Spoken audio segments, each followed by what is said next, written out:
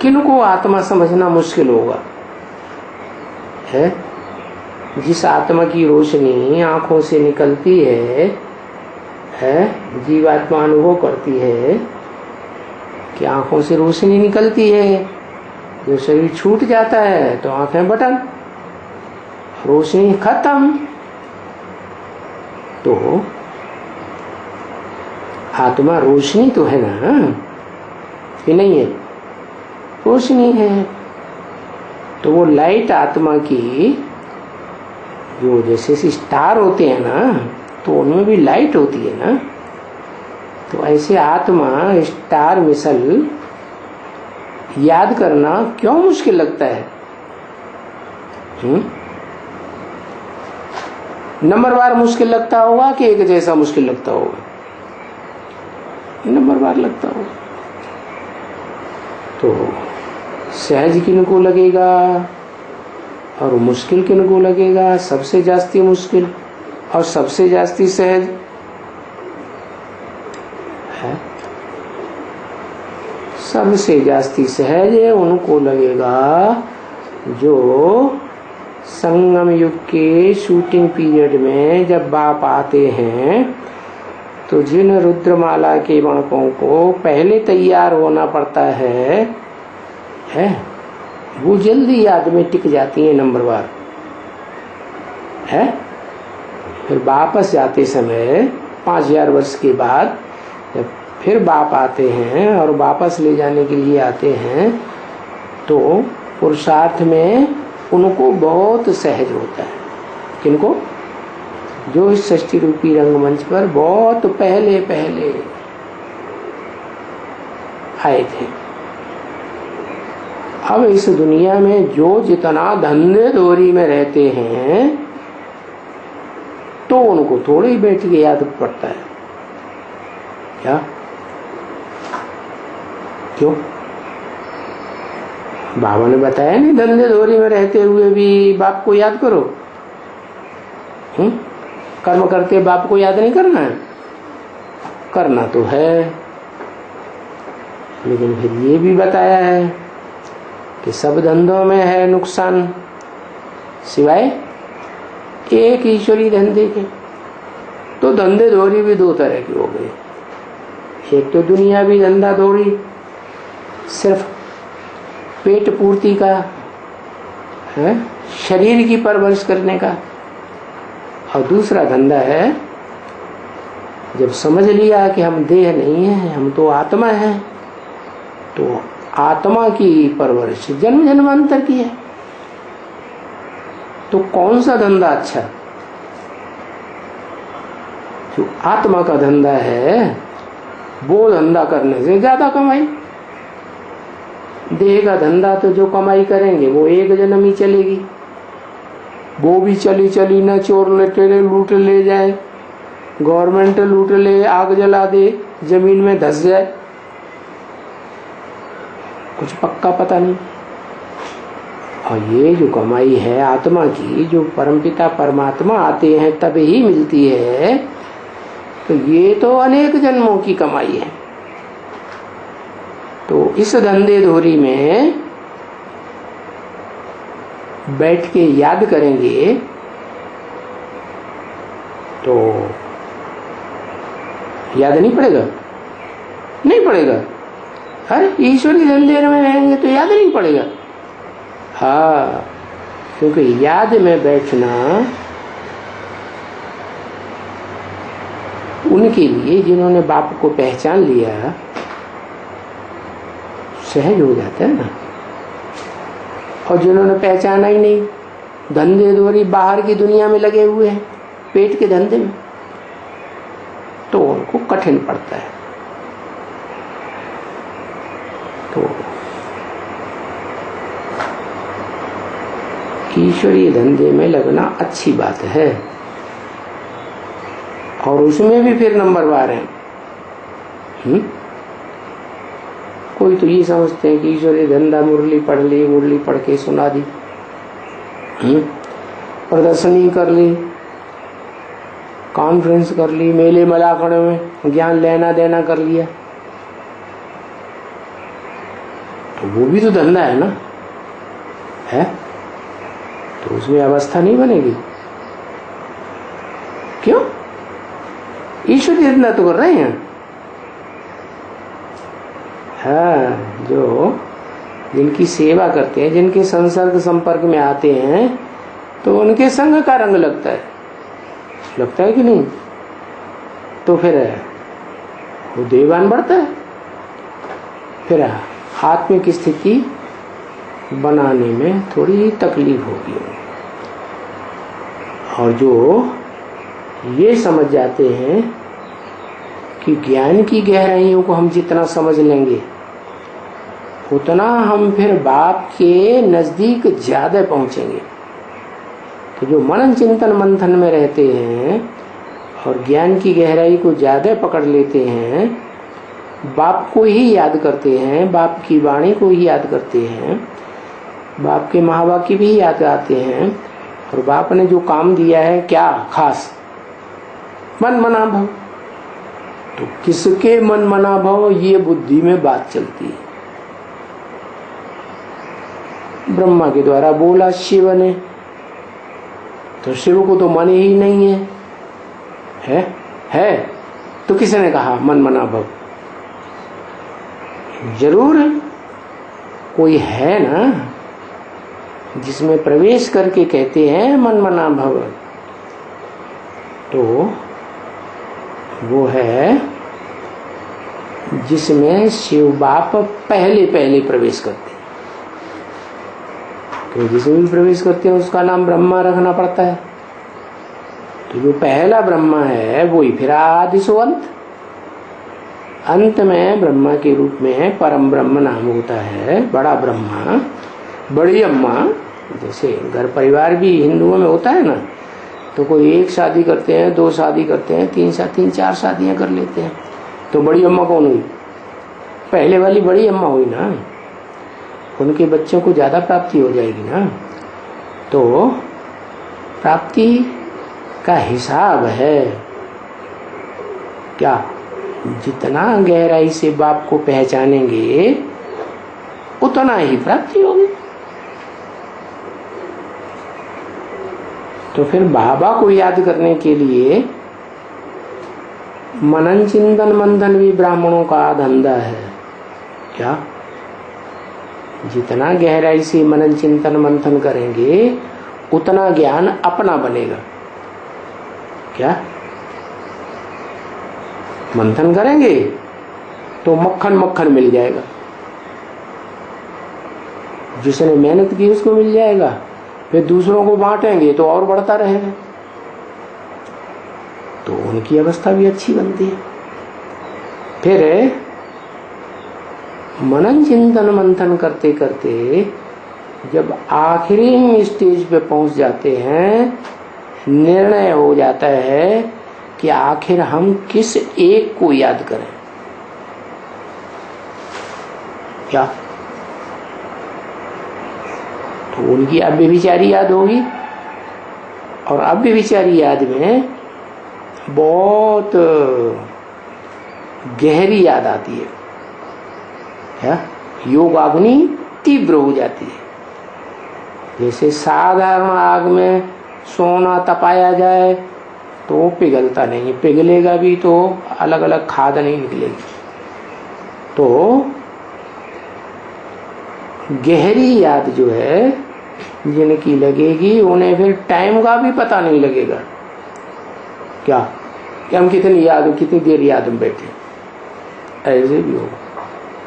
क्या? ये दुनिया में जो हो अल्लाह मचेगा ना, हाय हाय मचेगी ना, तो वो उन्हें पता ही नहीं लगेगा कितना टाइम हो गया हाय हाय होते हुए। ऐसे ही मस्त हो जाएंगे याद में। क्योंकि जब आत्मा ऊंची स्टेज में पहुंचती है, धरणी से आकर्षण से पड़े वायुमंडल में पहुंच गई। वायुमंडल ज्यादा ऊंचाई तक है, और वायुमंडल से भी ऊंचे स्पेस में पहुंच गई। तो क्या होगा? स्पेस में जो चीज पहुंच जाती है तो उसको आकर्षण होना बंद हो जाता है। देह का, धरणी का, तो ऑटोमेटिक याद हो जाती है। तो फिर बाबा कहते हैं अगर अपन को आत्मा भी नहीं समझते हो तो क्या करोगे?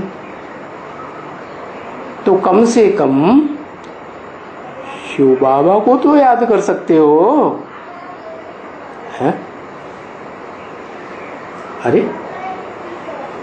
बोला तो ये है अपन को आत्मा समझ, बाप को याद करो,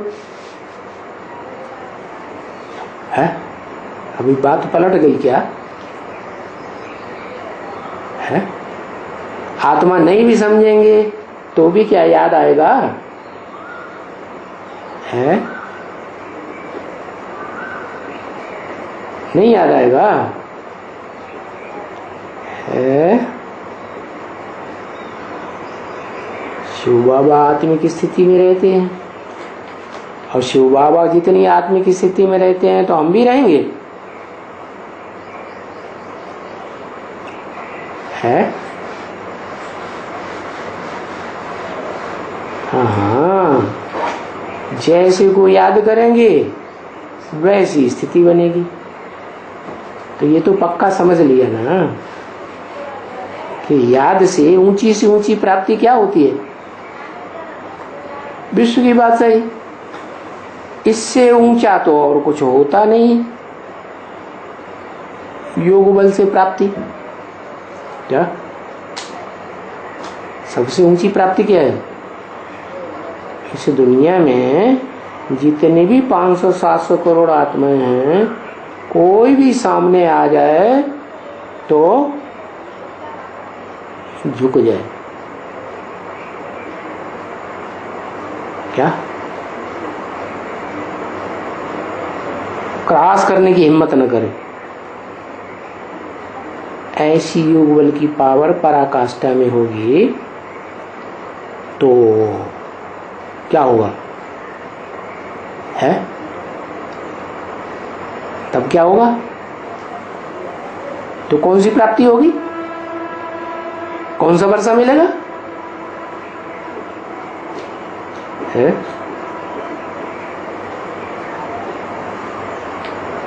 विश्व की बादशाही मिल जाएगी, वैकुंठ की बादशाही मिलेगी। बादशाही, वैकुंठ में बादशाह तो विष्णु होता है,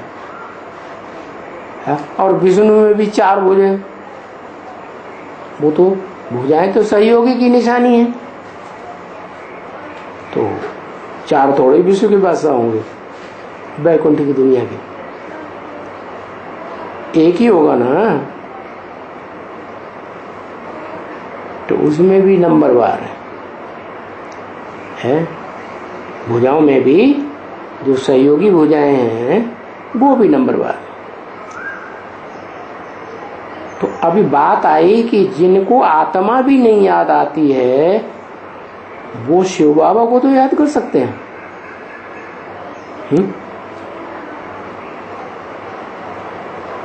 तो रिजल्ट क्या आएगा? है? अब उसमें बात आती है, कोई शिव बाबा को ज्यादा याद करेंगे, है?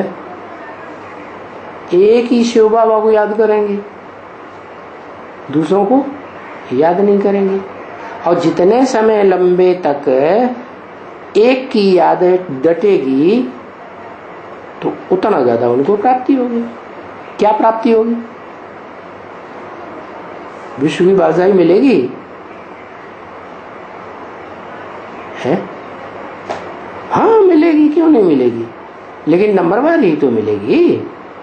क्या नंबरवार माने?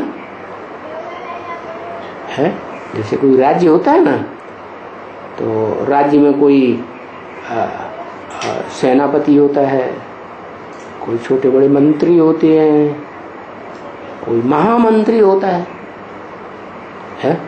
तो सबसे ज्यादा सहयोगी कौन हुआ? महामंत्री नहीं। और राजा की रानी की बात ज्यादा चलेगी कि महामंत्री की चलेगी? है ज्यादा किसकी चलेगी? प्रेफरेंस ज्यादा किसको दिया जाएगा? राजा को? हाँ, रानी को? हाँ, तो आत्मा भी याद नहीं कर सकते हो तो शिव बाबा को याद करो, तो ये तो सहज हो गया। क्योंकि आत्मा को याद करना मुश्किल हो जाता है, क्या बताया? जो धंधे धोरी में रहते हैं उनको क्या बताया? आत्मा को याद करना कठिन पड़ता है, तो उनके लिए तो बहुत सहज बात बता दी। क्या बता दिया? क्या बता दिया है? कि साकार को याद करो, निराकार, साकार में निराकार तो है ही, शिव बाबा कहा जाता है, वो तो जन्म जन्मांतर साथ रहेगा ना। जो ज्यादा याद करेंगे भले प्रजावर्ग की आत्माएं हो तो भी राज परिवार में साथ रह सकते हैं या नहीं है? मान लो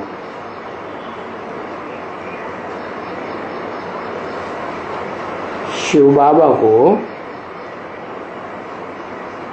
उन्होंने ज्यादा याद किया, प्रजावर्ग की आत्माएं हैं, तो प्रजावर्ग की आत्माओं को तो वर्षा नहीं मिलता है। प्रजावर्ग में भी ऐसी होंगी ना। भक्त किस्म की आत्माएं, शिव बाबा के भक्त भी तो होते हैं। तो जो शिव बाबा के भक्त होंगे उनमें भी वही है। अभी विचारी याद वाले भक्त बहुत होते हैं।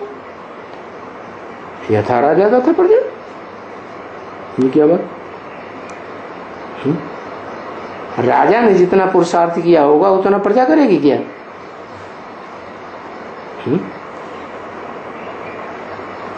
सुख शांति में उतना रहेंगे, क्योंकि आत्मा तो याद ही, आत्मा ही तो याद करती है। और कराती किसके द्वारा है? शरीर के द्वारा कराती है। तो अभी आत्मा करती है, आत्मा याद करती है और शिव बाबा को आत्मा याद करती है। दो शब्द क्यों मिला दिए? शिव भी मिला दिया और बाबा भी मिला दिया, क्योंकि शिव है बिंदी का नाम और बाबा है साकार शरीर का नाम। जो साकारी संबंध होते हैं उनमें आत्माओं का तो सिर्फ बाप का ही संबंध होता है। बिंदु बिंदु आत्माओं का बिंदु बाप, शिव ज्योति बिंदु। और जब आत्मा शरीर में होती है तो ढेर सारे संबंध बनते हैं। तो उनमें जिसको ज्यादा रिस्पेक्ट दी जाती है परिवार में उसको कहा जाता है बाबा, ग्रैंडफादर। तो याद करने में शरीर की कोई दरकार नहीं है। शरीर का दरकार नहीं है, है? आत्मा अगर याद करेगी तो शरीर की दरकार नहीं है। बिना शरीर की याद कर लेगी, है? पुरुषार्थ ही नहीं होगा। पुरुषार्थ कब होगा? जब शरीर में होगी तभी तो याद पुरुषार्थ होगा ना। सूक्ष्म शरीरधारी आत्माएं सूक्ष्म शरीर में आ जाती हैं। कोई ज्यादा पाप करते हैं तो सूक्ष्म शरीर धारण करते हैं, तो सूक्ष्म शरीर के उनके पाप पुण्य बनते हैं नहीं? हाँ, जिसमें प्रवेश करते हैं उनका पाप पुण्य बनता है।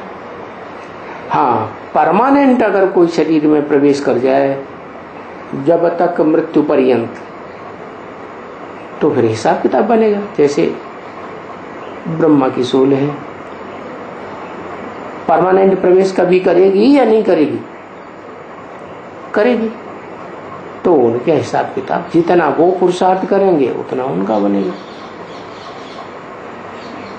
तो अभी जब तक शरीर है तो करने वाली आत्मा है, याद करने वाली। बाप कहते हैं तुम आत्मा जब अलग थे शरीर से तब पवित्र थे, क्या अपवित्र कब बनते हैं? जब गर्भ में आते हैं तो माता का संग का रंग लगता है कि नहीं आत्मा को, तो हिसाब किताब बन जाता है। फिर अपवित्रता बढ़ेगी या घटेगी? है बढ़ेगी, घटेगी, बढ़ेगी। क्यों? अगर फिर माता के मुकाबले ज्यादा पावरफुल आत्मा हो तो संग का रंग लगेगा या घटेगा? है घटेगा, घटेगा नहीं? अरे संग का रंग लगेगा कि नहीं? है वहीं खाना, वहीं पीना, वहीं सांस लेना, सब प्रकार की प्राप्ति।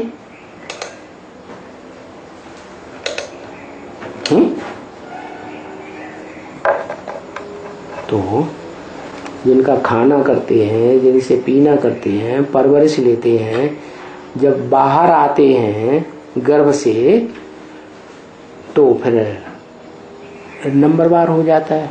क्योंकि कोई कोई बच्चे तो दुनिया में ऐसे होते हैं जिनको माताएं नहीं पाल पाती, दाइयां पालती हैं। पालती है कि नहीं? तो उनके साथ हिसाब किताब नहीं बनता है।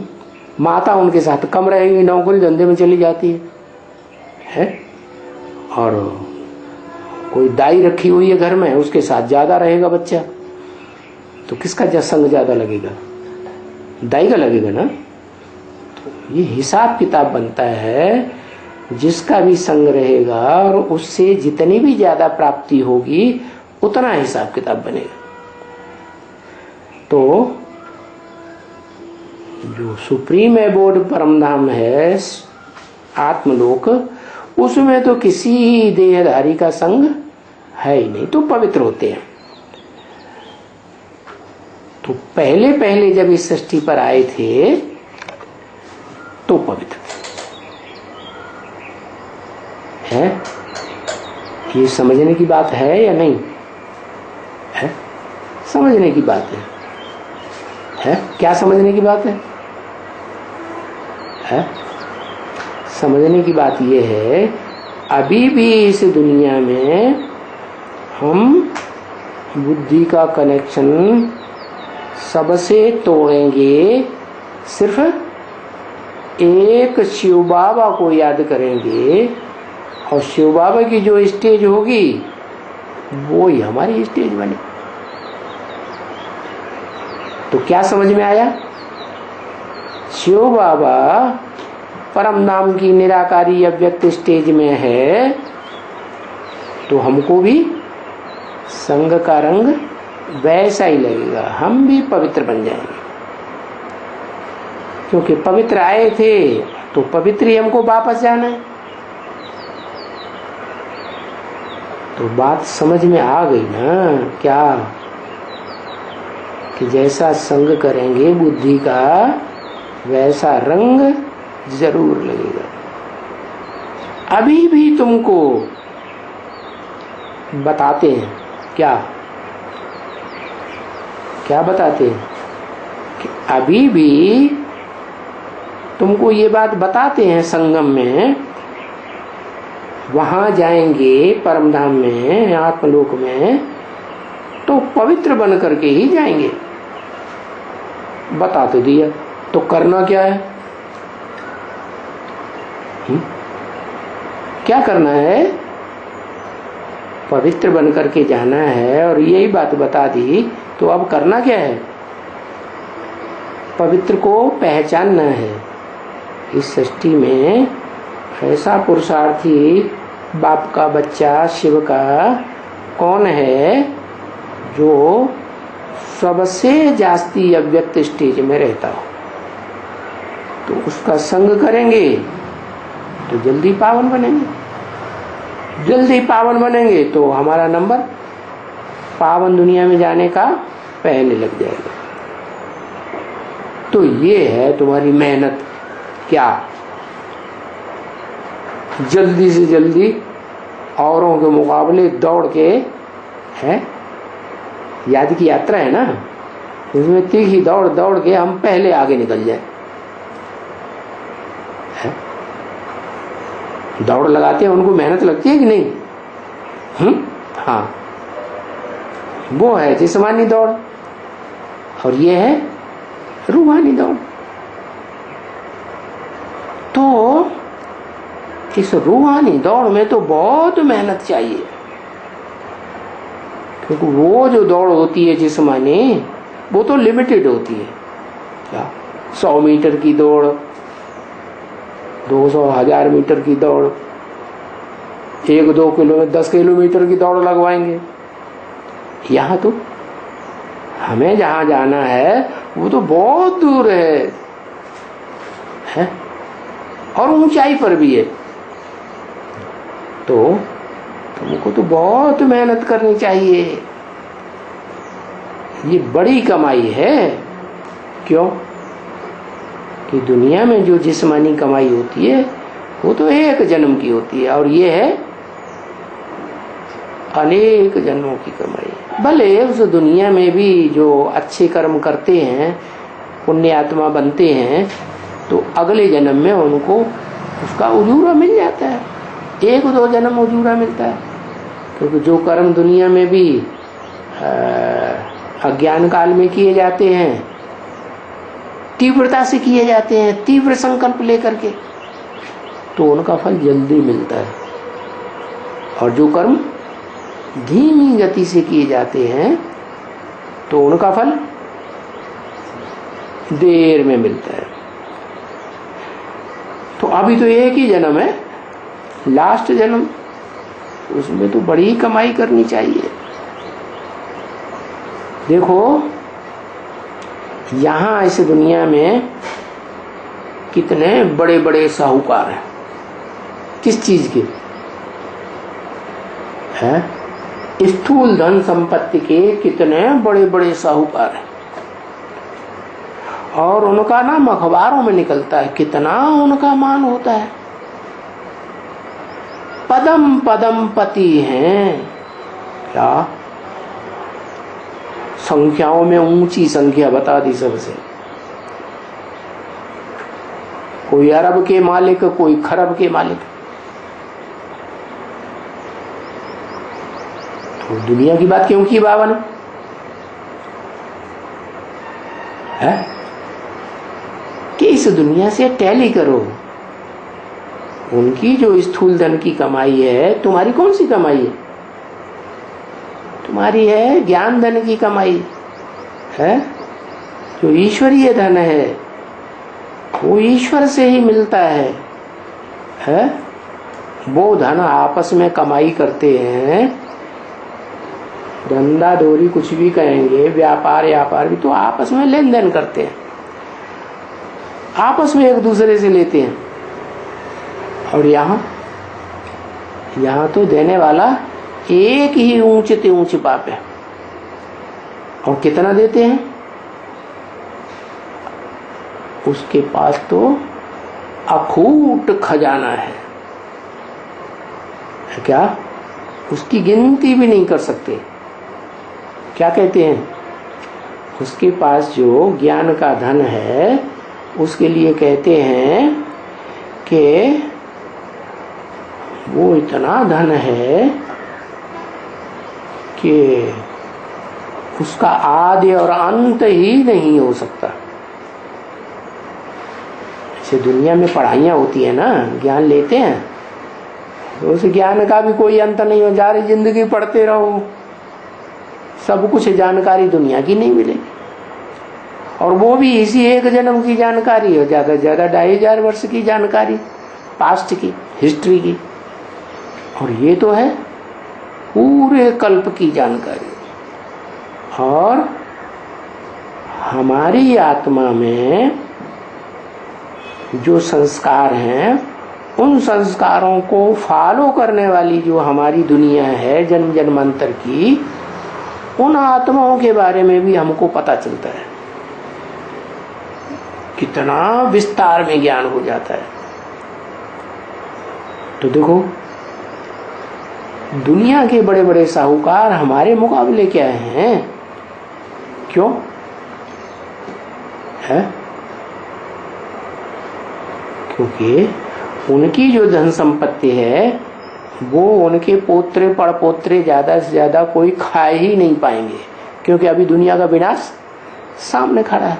और तुम्हारी कमाई तो अनेक जन्मों की है, आत्मा की कमाई है ना, आत्मा का कनेक्शन अनेक जन्मों से है। और दूसरी बात सबसे बड़ी ये कि बाप कहते हैं कि ये जो तुम्हारे धन है, ज्ञान धन, ये स्थूल धन बन जाएगा। क्या मतलब? यहां भी बन जाएगा और अगले कल्प में भी बन जाएगा।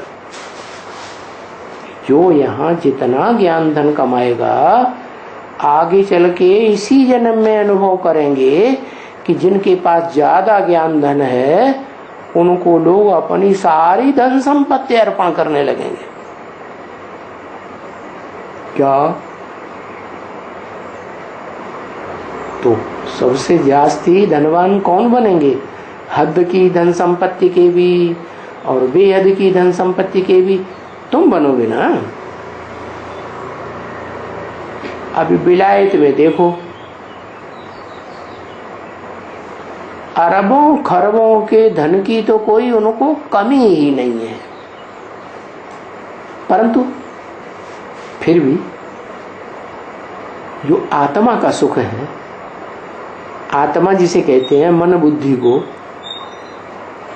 मन जिसे कहते हैं संकल्प शक्ति, तो संकल्पों में खुश हैं।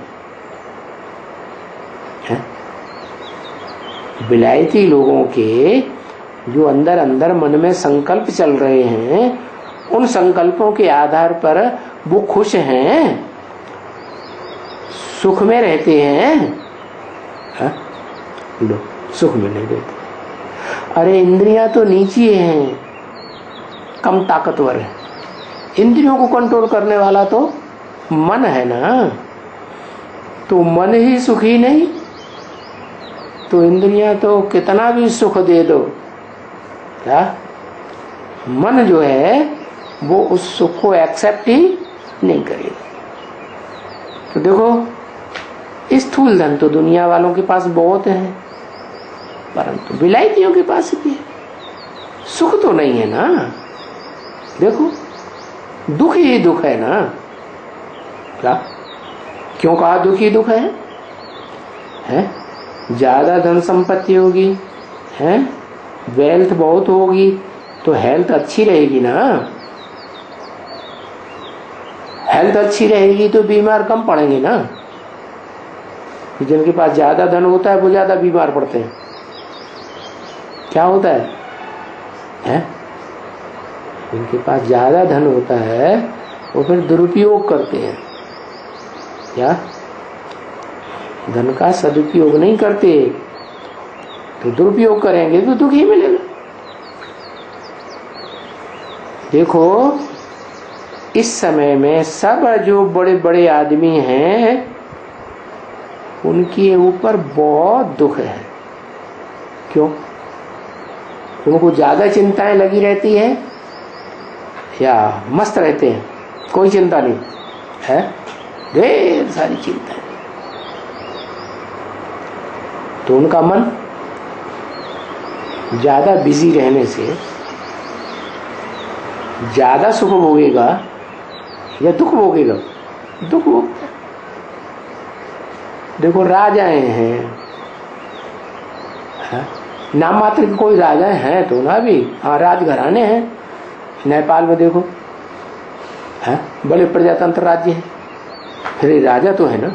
भूटान में देखो, भले प्रजातंत्र राज्य है तो भी राजा तो है ना।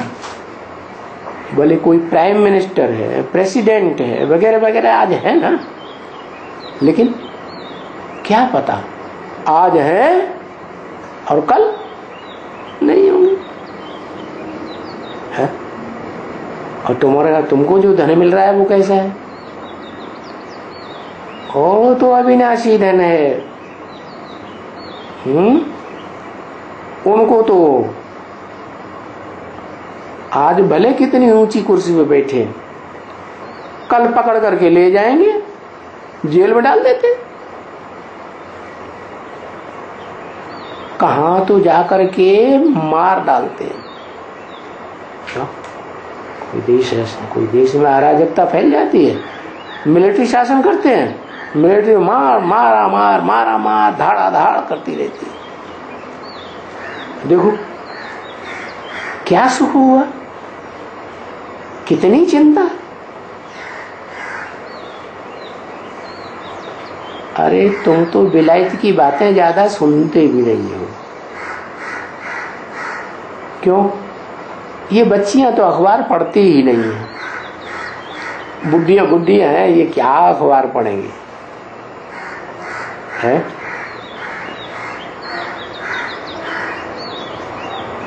ये बच्चे तो कोई पास में बैठे, ये बच्चे तो पढ़ते हैं। तो देखो क्या क्या विलायत में हो जाता है, बहुत कुछ होता है। वहां साहूकारों के ऊपर, राजाओं के ऊपर कितनी मुसीबत रहती है।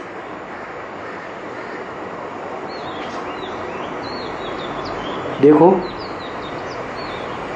तुम जो सतयुग में स्वर्ग में राजाएं बनेंगे तो कोई चिंता होगी है? कोई चिंता नहीं। कोई मुसीबत आएगी है? कोई मुसीबत नहीं आएगी। यहां तो देखो राजाओं के ऊपर भी कितनी मुसीबत है।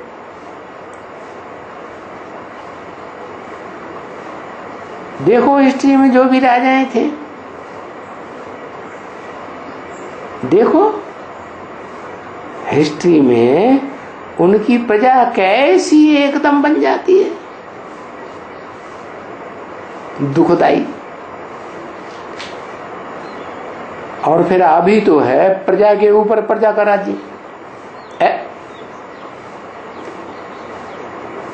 क्या राजाएं तो फिर भी होशियार होते हैं, थोड़े बुद्धिमान होते हैं, राज परिवार में अच्छे ही होते हैं। प्रजा वर्ग में तो कोई फर्स्ट क्लास प्रजा, कोई थर्ड क्लास, कोई सेकंड क्लास, कोई फोर्थ क्लास प्रजा भी। प्रजा की तो अकल अपनी अपनी अपने तरीके की होगी ना। तो उन लोगों का क्या राज्य चलेगा है? अच्छी अकल चलाएंगे, कायदे कानून अच्छे बनाएंगे, अकल ही नहीं है। तो देखो अभी तो राजाओं के ऊपर भी प्रजा का राज्य हो जाता है? मान लो कोई एरिया में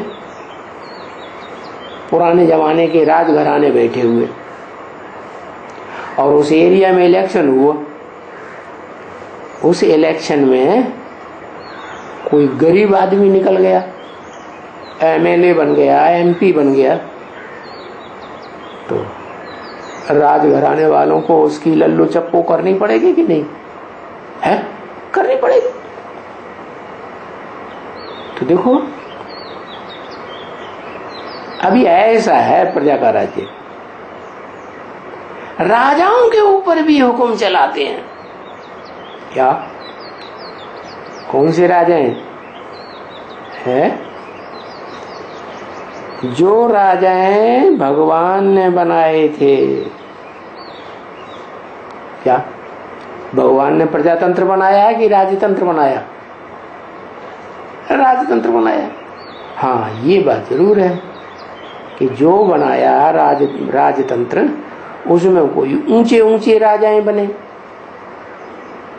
और कोई सोने वाले बन गए होंगे है? ये क्या चक्कर है? ये कैसे हो गया है?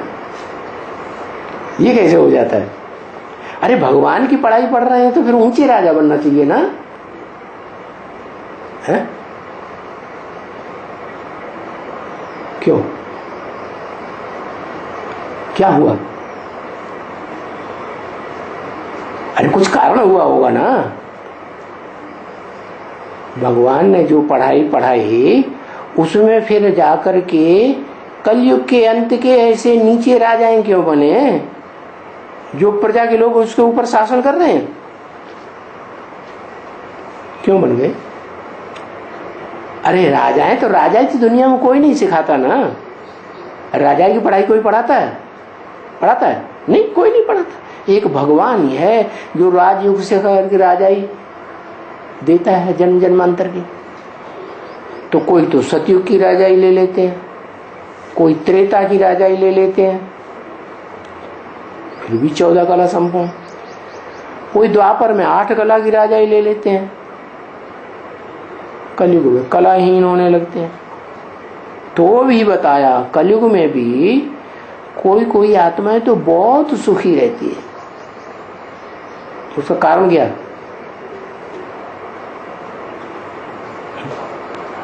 है? अरे धंधे धोरे में ज्यादा लगे रहते क्या है? पवित्रता, अरे पवित्रता भी तो योग से आएगी ना। एवर प्योर कौन है? शिव बाबा। तो शिव बाबा एवर प्योर है, उसका संग करेंगे बुद्धि से तभी तो पवित्रता आएगी। तो ऐसे नीचे राजा क्यों बने जो प्रजा के लोग उनके ऊपर राजा ही चला रहे हैं? कारण क्या हुआ?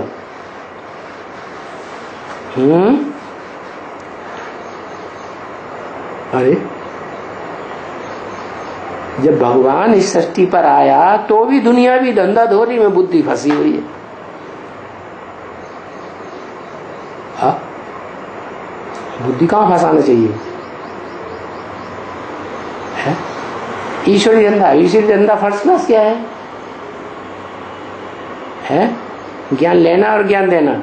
अच्छा, ब्रह्म कुमार कुमारी बहुत ज्ञान लेते हैं, ज्ञान देते हैं।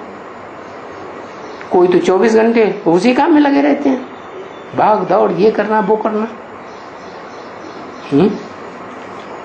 पहचान करने के लिए तो बुद्धि से सोचना पड़ेगा, मनन चिंतन मंथन करना पड़ेगा, ऐसे पहचान हो जाएगी है?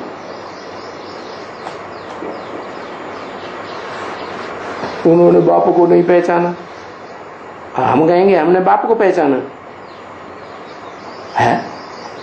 ये क्या बात कोई मानेगा? अरे दुनिया में कोई मानेगा? इतना ऊंचते ऊंच बाप, और वो पढ़ाई पढ़ा रहा है, और कोई को तो इतनी बढ़िया पढ़ाई पढ़ने सुनने में आती है कि वो सारा सब कुछ भूल जाते हैं। बस एकदम अर्पण में, तन भी तेरा, धन भी तेरा, मन भी तेरा। जो देखे जो सुने। अरे अरे क्या बात है, भगवान पढ़ाई पढ़ाए, उस समय सोने वाले सोते रहे, तो देखा जो सुना। उनको कहेंगे जो देखा जो सुना, तो हमने पाया, हमने देखा, शिव बोला भगवान। अरे बाप रे, नींद ही उड़ गई। तो देखो ये राजाओं के ऊपर हुक्म चलाते हैं, इसका कारण कहां बना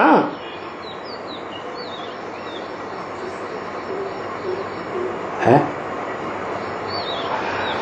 अरे वो राजाएं भी तो अंतिम जन्म के राजाएं बने हैं ना, क्या सिंधिया बिंदिया है ना? तो अंतिम जन्म की जो राजाएं हैं वो अंतिम जन्म के राजाएं क्यों बने?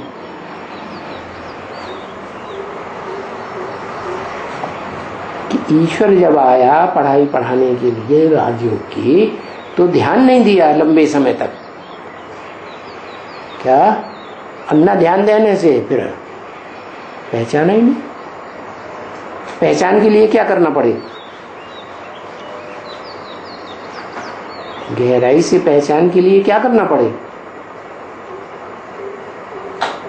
मनन चिंतन मंथन करना पड़े ना, अपनी बुद्धि से फैसला करना पड़े ना। कि दूसरों ने कह दिया कि भगवान आया हुआ है तो बस हो गया?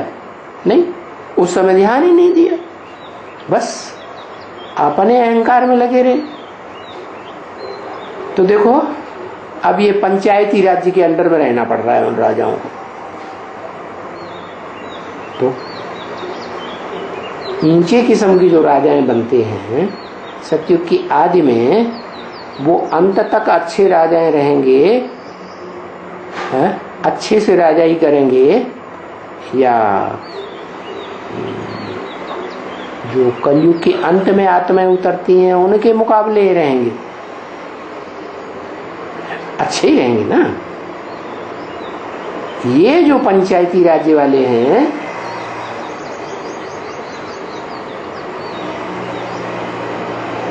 ये कौन है? जो प्रजा के ऊपर प्रजा का राज्य चलाते हैं।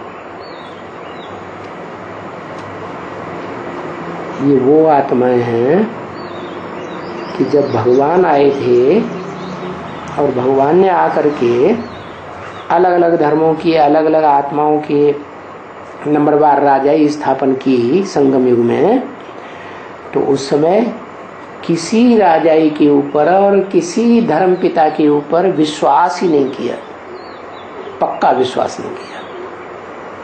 एक आया, एक को पकड़ लिया, फिर उस पर विश्वास हट गया, फिर दूसरे को पकड़ लिया, फिर उस पर भी विश्वास हट गया, फिर तीसरे को पकड़ लिया, उसको भी विश्वास हट गया। ऐसी जो आत्माएं होती हैं वो अंतिम जन्म में जाके आर्य समाज में चली जाती है। क्या? और उनको क्या चाहिए? उनको फिर संख्या चाहिए। क्या?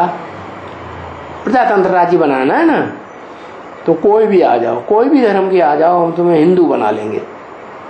बस बड़ा हिंदू पने का नशा रहता है। तो देखो कहाँ भगवान आकर के जन्म जन्मांतर का राजा बना रहा है, राजयोग सिखा करके।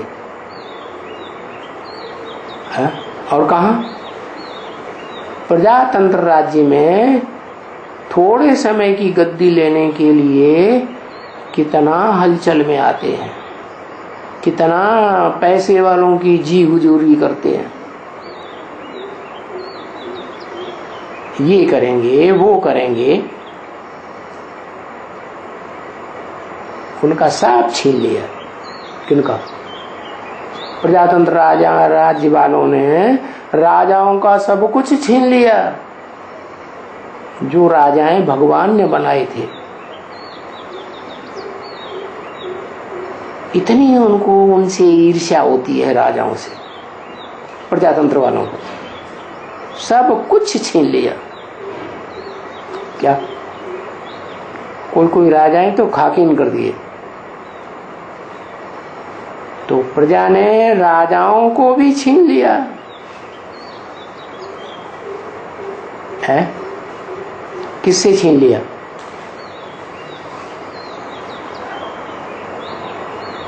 प्रजातंत्र वालों ने राजाओं को भी छीन लिया। किससे छीन लिया? भगवान से छीन लिया। क्या? उनको भी प्रजातंत्र शासन में ले लिया। अभी जो अंत का प्रजातंत्र शासन चल रहा है, ज्यादा ज्यादा 26 तक चलेगा। तो ये जो अंत समय का प्रजातंत्र शासन है, उसमें वो बड़े बड़े राजाएं फिर क्या करते हैं, जिनके ऊपर पंचायती राज्य चलने लगता है, वो भी प्रजातंत्र में घुस जाते हैं। क्या? गद्दी ले लेते हैं कोई न कोई। तो जिन्हें गद्दी मिल जाती है उन्हें गद्दी का नशा चढ़ेगा कि नहीं? प्रभुता पाहे काहे मदनाही। क्या? जिनको प्रभुता मिल जाती है उन्हें फिर मद मत्सर चढ़ जाता है, अहंकार चढ़ जाता है, तो फिर किसी की बात नहीं सुनते। तो देखो राजाओं को भी भगवान से छीन लिया। माना अभी भगवान आया हुआ है, वो राजाएं अभी प्रजातंत्र राज्य में गद्दी में बैठे हुए हैं। वो भगवान की बात सुन रहे हैं क्या? सुन रहे हैं? बिल्कुल नहीं सुन रहे। गद्दी का नशा जबरदस्त चढ़ा हुआ है और अंत तक नहीं सुनेंगे। तो अलबेलापन ये जो दिखाया, ध्यान नहीं दिया सच्ची बात पर, तो उसका रिजल्ट क्या होगा? अंत के राजाएं बनेंगे। अंत में अगर पुरुषार्थ करेंगे तो अंत के राजा बनेंगे या पहले बनेंगे? देखो कितनी वंडरफुल बात हो गई बच्चे। नहीं तो राजाएं तो मालिक होते हैं प्रजा के। क्या? क्यों प्रजा के मालिक क्यों बन जाते हैं? कोई कारण होगा ना, इसलिए बन जाते हैं कि प्रजा पवित्रता के लिए कोई पुरुषार्थ नहीं करती। क्या? अब व्यभिचारी बनने के लिए पुरुषार्थ ही नहीं। और जो राजयोग सीखते हैं वो तो पवित्र बनते हैं। नंबर बार राजा ही लेते हैं भगवान से। प्रजा ने राजा ही नहीं ली तो प्रजा वर्ग में चले गए, माना राजघराने में नहीं आए। भगवान आके राजयोग सिखा के राजघराना तैयार करता है। कितनी आत्माएं निकलती हैं वो राजयोग सीखने वाली राजघराने में? 16,108। तो देखो ये ड्रामा में ऐसी नूंद है क्या? हर आत्मा के पार्ट की ड्रामा में ऐसी ही नूंद है जो अभी तुम बच्चे देखते हो। और बाप तुमको भी समझाते हैं कि बच्चे पिछाड़ी में ये हाल होता है भारत का, जैसे देखते हो। और प्रजा का भी अपनी प्रजा के साथ इसी राजाई करने वाले होंगे। यथा राजा तथा प्रजा। प्रजा फिर ज्यादा हुड़दंग मचाती है प्रजातंत्र राज्य में या कम हुड़दंग मचाती है? ज्यादा हुड़दंग मचाती है। आगे चल के देखना, यहाँ भारत में तो बहुत ही आपस में लड़ेंगे। क्या? दूसरे देशों में तो तना नहीं होगा। दूसरे देशों में भी प्रजातंत्र राज्य है, लेकिन यहाँ तो सिविल वार लग जाएगी, क्योंकि एक दो को अन्न ही नहीं देंगे।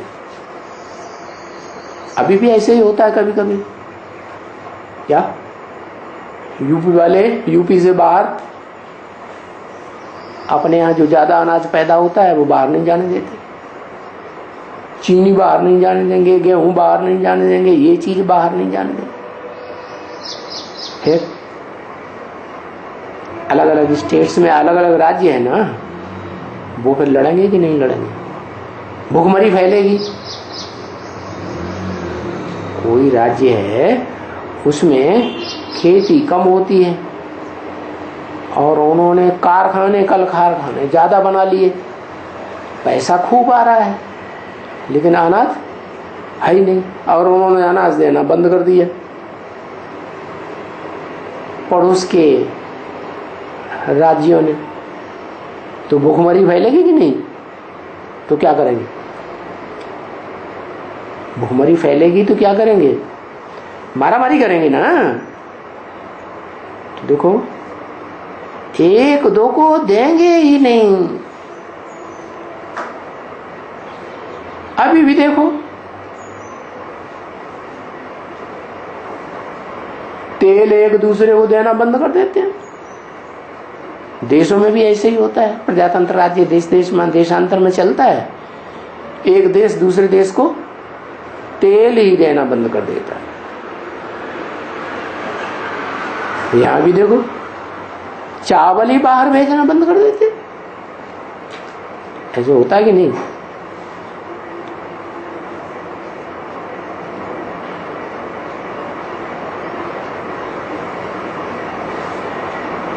कोई कहते हैं अच्छा भाई इतना चावल हम तुमको देते हैं, तुम भूख मरते हो ना, तो इतनी फलानी चीज हम तुमको देते हैं, जो हमारे यहाँ ज्यादा होता है वो तुमको देते हैं। क्योंकि कोई चीज कहाँ ज्यादा होती है और कोई चीज कहाँ बहुत कम होती है, तो फिर उसके ऊपर भी तो लड़ाई लड़ेंगे ना, झगड़ेंगे। तो समय आगे चल करके तो और बहुत नाजुक होता जाएगा।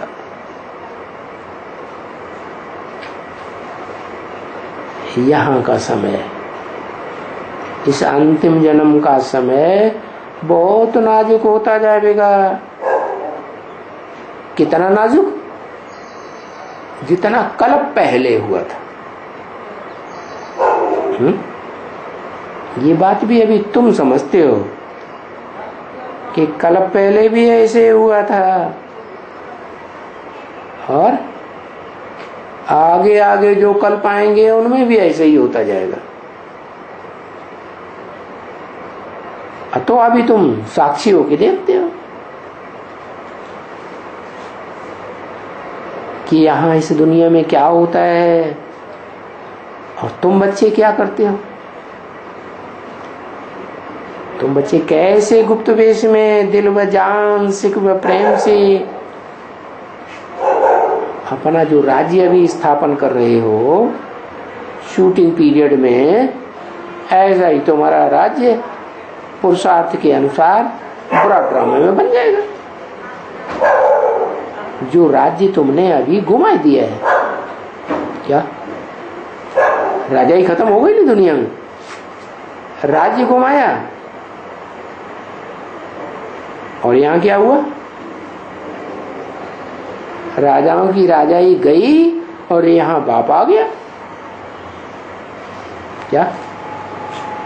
तो तुम बच्चों के लिए बाप आता है, क्योंकि तुम्हारी राजाई खत्म हो गई, तुम प्रजा वर्ग में आ गए।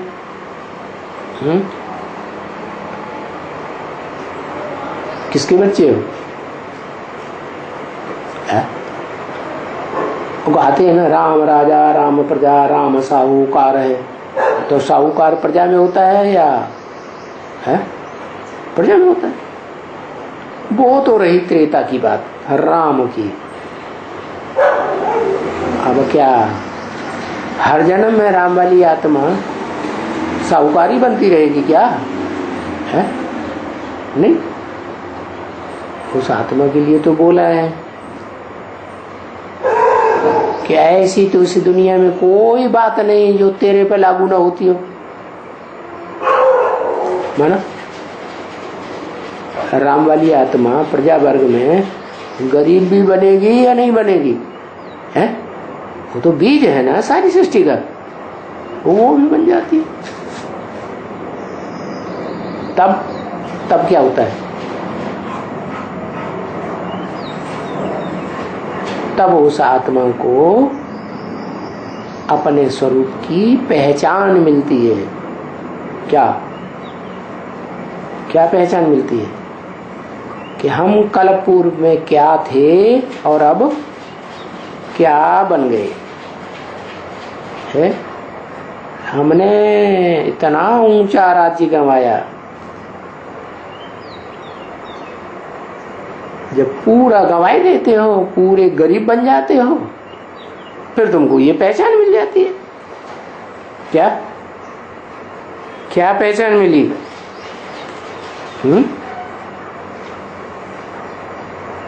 क्या पहचान मिलती है? आखिरी यही पहचान मिलती है कि अब देखो अंतिम जन्म में हम प्रजा वर्ग में भी कितने गरीब बन गए, और हम पहले क्या थे? सारे विश्व के मालिक थे। ओम शांति।